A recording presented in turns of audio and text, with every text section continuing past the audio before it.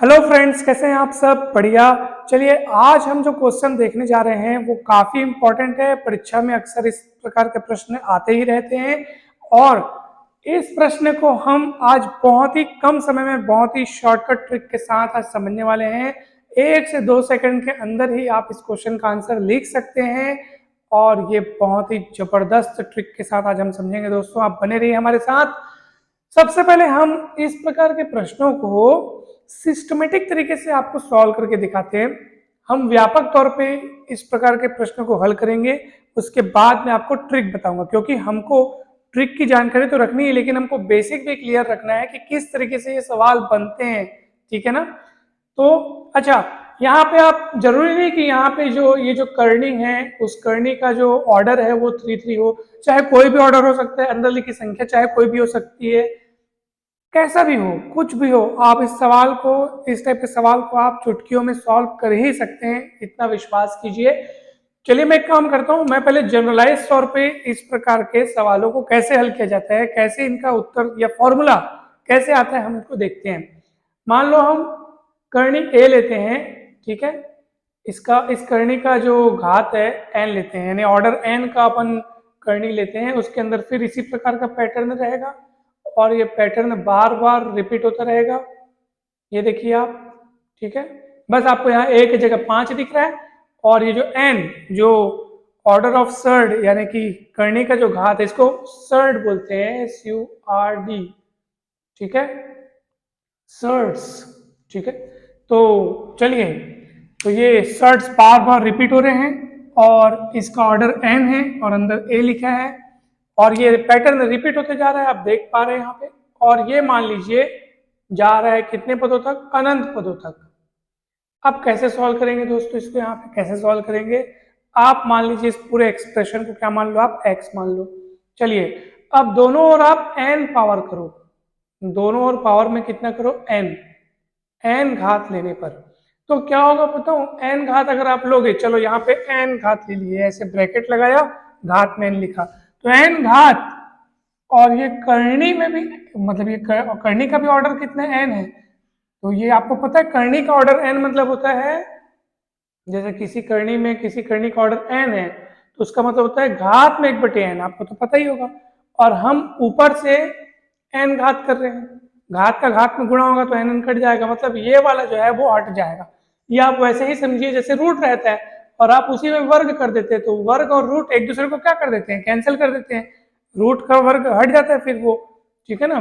तो वैसे ही ये वाला हट जाएगा, तो क्या बचेगा आपके पास? दोनों ओर n घात करोगे तो ये a बचेगा, फिर आपके पास ये ऐसे ये बचेगा, फिर ये बचेगा, फिर ये बचेगा, और ये क्या, ये तो अनंत पदों तक चल रहा है ना। आप चाहे 2 बार लिखो, 3 बार लिखो, 4 बार लिखो, ये डॉट डॉट लगाने का मतलब है एंड सो ऑन, मतलब ये सिलसिला चलता रहेगा। और ये x हो गया है ना भाई। तो चलिए, ये a हो गया। अब जो बच गई चीज है, ये वाली चीज को आप गौर से देखो, ये कौन सी चीज है? अब लोग सर ये तो वही चीज है, ये तो वही है। ऐसा ना सोचना कि सर इसमें तो 1 2 3 4 बार लिखा है, इसमें तो 3 बार लिखा है, कैसे वही हो जाएगी? भैया मैं एक बार और लिख दूंगा तो क्या फर्क पड़ जाएगा? ये तो वैसे भी अनंत पद होती है। ये चीज कितने बार हो रही है? कितने बार चीज है ये अनंत बार रिपीट हो रहा है, वही वही चीज अनंत बार।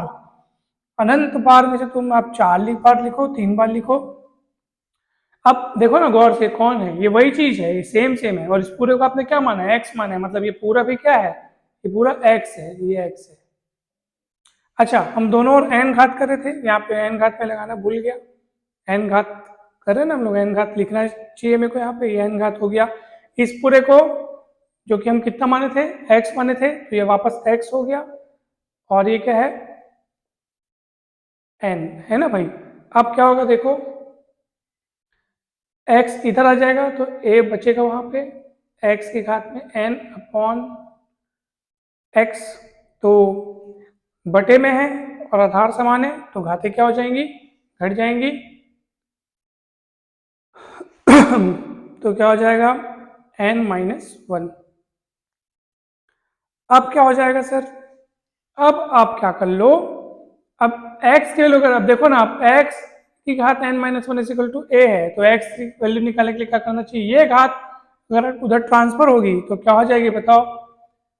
a की घात में 1/n-1। ये आपका आंसर आ गया, ये आपका आंसर आ गया। इसको आपने, इस पूरे एक्सप्रेशन को आपने कितना माना था, x माना था। इस पूरे एक्सप्रेशन को आपने कितना माना था, x माना था। उसी x की वैल्यू आ गई a की घात में 1/n-1। तो आप फॉर्मूला याद रखो, जिस संख्या पर ये पूरा पैटर्न आधारित है, जिस संख्या पर ये पैटर्न चल रहा है, किस पर चल रहा है, ये a उसी a को लिखना है पावर में 1/n-1। n क्या है, जो यहाँ कर्णियां हैं, जो यहाँ सर्ट्स हैं, ठीक है, ये जो सर्ट्स हैं, जो कर्णियां हैं, उनकी ऑर्डर है n, तो 1/n-1। ठीक है, वही n की वैल्यू यहाँ लिख दी। नहीं, ये फॉर्मूला आपका तैयार हो गया दोस्तों, देख लो आप। आपके मन में अगर डाउट है कि सर ये यहाँ ऐसे कैसे ऐसे हो गया, तो आप ये सोचो कि हमने दोनों ओर पावर लिया है 1/n-1। कैसे पावर लिया, देखो यहाँ से मैं आपको बता रहा हूँ कि ये कैसे हुआ। दोनों ओर पावर लिया कितना, 1/n-1। तो इसका पावर में ऑलरेडी n-1 है, पावर ले लिया 1/n-1, ये हो गया 1/n-1। तो ये जो घात के ऊपर घात का आपस में गुणा होगा तो ये कट के 1 हो जाएगा और ये वाला पावर इधर आ जाएगा। इस तरीके से आप समझ सकते हैं इसको। ये फॉर्मूला आ गया। अब चलो, अब आपको इसकी वैल्यू पता करनी है। आप तुलना कर लो, ए के जगह में कौन कौन दिख रहा है। ए के जगह में आपको दिख रहा है 5 5 5 5 और एन जो कि करनी का ऑर्डर है कितना कितना 3 3 दिख रहा है, यानी ए की वैल्यू 5, ए की वैल्यू 5 है ना भाई, इस दिए एक्सप्रेशन की है ना भाई, वैल्यू पता करनी है। तो ए की वैल्यू रखो 5 और एन की वैल्यू कितनी है, एन की वैल्यू कितनी है, ऑर्डर ऑफ सर्ट्स कितने हैं, 3 3 3 3, तो 3 - 1 तो कितना हो जाएगा, 5 की घात में 1/2 और 1/2 घात का मतलब ये होता है √5। ये आपका आंसर आ गया। ठीक है, ये दिया हुआ एक्सप्रेशन का वैल्यू, दिया हुआ एक्सप्रेशन या दिया हुआ सवाल जो भी आप लिखो, तो एक ही देखो ना, तुलना कर लो, आप तुलना कर लो। ए की जगह कौन दिख रहा है, 5 दिख रहा है, तो ए की जगह 5 आ गया। पावर में क्या आ जाएगा, 1/n-1। एन क्या है, ये जो ऑर्डर है, ये जो 3 3 दिख रहा है, तो 3 - 1 2, पावर में हाफ मतलब स्क्वायर रूट, तो हो गया आपका आंसर आ गया। इसका आंसर आ गया √5। तो देखा दोस्तों आपने, कितने सरल तरीके से हमने इसे बनाया, कितने गजब तरीके से, बस ये बनी गया। अगर मान लो यहाँ पे ये क्यूब रूट यानी कि जो सर्ट है उसका अगर जो ऑर्डर है अगर 3 नहीं होता और देखो कुछ नहीं लिखा रहता तो हमको ऑर्डर 2 होता है ना भाई, कुछ नहीं लिखा मतलब ऑर्डर 2 है। अब आपको इसका वैल्यू बताना होता तो कैसे बताते तो कुछ नहीं भैया, एन की जगह जब यहाँ 3 3 दिख रहा था तो एन की जगह 3 रख दिए थे, अब 2 रख देना, तो ये 2 रख देंगे, तो क्या हो जाएगा बताओ आप, 1/2 - यानी 1, 5 की घात 1/8 यानी 5, आपका आंसर आ गया। तो यहां से फिर एक नया ट्रिक ने जन्म ले लिया कि अगर मान लो ये स्क्वायर रूट लिखा है तब इसका उत्तर वही होगा जो इस एक्सप्रेशन में लिखा है। ठीक है ना, चलो जैसे मान लो इसका उत्तर क्या होगा बताओ, √6 फिर √6 फिर √6 फिर √6 और ये अनंत पदों तक चल रहा है, इसका उत्तर 6 ही होगा। जैसे ये 5 5 5 5 चल रहा था तो इसका उत्तर 5 आया, है ना भाई। कब ऐसा होगा, जब ये रूट होगा, यानी ऑर्डर ऑफ सर्ट कितना होगा, 2 2 होगा, तब इसका उत्तर क्या होगा, वही होगा, वही संख्या होगी जो इस एक्सप्रेशन में चल रही है। आप देख लो ना, जब ये 5 5 5 5 था, एन की जगह कितना रखे हम लोग, 2 रखे, तो 1/2 - 1 यानी हो जाएगा 1 और 5 के पावर में 1 मतलब 5। 5 कौन है, वही जो यार बार बार रिपीट हो रहा है। ठीक है, √5 कब आया था, जब ये कितना था, यहाँ पे क्या था, जब ये इसका ऑर्डर ऑफ सर्ट 3 3 था, तो ऑर्डर ऑफ सर्ट 3 3 था तो एन की जगह 3 रख दिए। जब इस करनी का घात जो है वो 3 3 था तो एन की जगह 3 रखे थे, तो क्या हो जाएगा 1/3 - 1, तो 1/3 - 1 कितना हो गया था, 1/2 हो गया था, √5 आंसर आया था। अगर ये 4 4 होगा तो क्या होगा, अगर ये 4 4 होगा तो क्या होगा, 4 4 चतुर्थ मूल होगा तो क्या होगा, तो सूत्र लगा लो। सूत्र क्या है, ये तो जिंदाबाद सूत्र आपके पास सर्वव्यापी सूत्र है।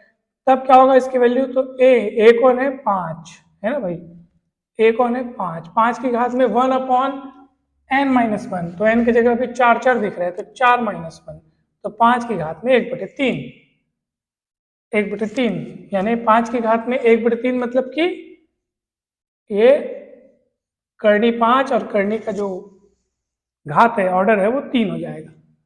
आपका आंसर आ गया। इतना सरल तरीके से बन गया दोस्तों। तो आप समझ गए होंगे कि सर हमको तो यहाँ पर कुछ करना चाहिए, जो जो संख्या पे पैटर्न चल रहा है वही संख्या आपको लिखना है, जिस संख्या में ये पैटर्न चल रहा है वही संख्या लिखना है आपको, और जिस करनी की है जो घात है उससे एक कम घात वाला करनी आपको बना लेना है। कितना सरल है, 4 घात वाला करनी चल रहा है तो 3 घात वाला करनी आपको लगा लेना, आंसर आ जाएगा। अगर ये मान लो 11 11 11 11 रहता है, 11 11 11 11, ये 4 11 11 रहता तो क्या होता, तो क्या होता है 5। देखो नीचे में तो ए फिक्स है, नीचे में ए फिक्स है, जो ए पे पैटर्न चल रहा है नीचे में तो ए फिक्स है, ऊपर में बस 1/n-1। तो अगर ये 11 11 रहता तो क्या होता, तो ये 1/11-1 होता, 1/11-1 होता मतलब 1/10 होता, 1/10 होता मतलब ये आंसर आ गया आपका। इसका मतलब यही होता है लिखने का। तो दोस्तों हम आशा करते हैं कि आपको सरल तरीके से बहुत ही अच्छे से समझ में आया होगा। वीडियो अच्छा लगा हो तो जरूर लाइक करें, चैनल को सब्सक्राइब करें, वीडियो को शेयर करें। आप सभी का बहुत बहुत धन्यवाद। मैथ्स की संपूर्ण ट्रिक्स को अच्छे से समझने के लिए आप चैनल से जुड़े रहिए। कंपटीशन मैथ्स प्लेलिस्ट पे जाइए, अच्छे अच्छे वीडियोस हैं, बहुत सारे टॉपिक्स पे डले हुए हैं, आप उनका लाभ लीजिए। चाहे कोई भी कॉम्पिटिटिव एग्जाम हो, SSC, PSC, Vyapam, railway, banking, CTET, CG-TET, शिक्षक भर्ती परीक्षा, व्याख्याता परीक्षा, सभी परीक्षाओं में गणित के संपूर्ण सिलेबस को आप हमारे चैनल से बहुत अच्छे से समझ सकते हैं, पढ़ सकते हैं, डाउट पूछ सकते हैं। तो आप सभी का बहुत बहुत धन्यवाद। आपका दिन बहुत बहुत अच्छा हो। Thank you so much.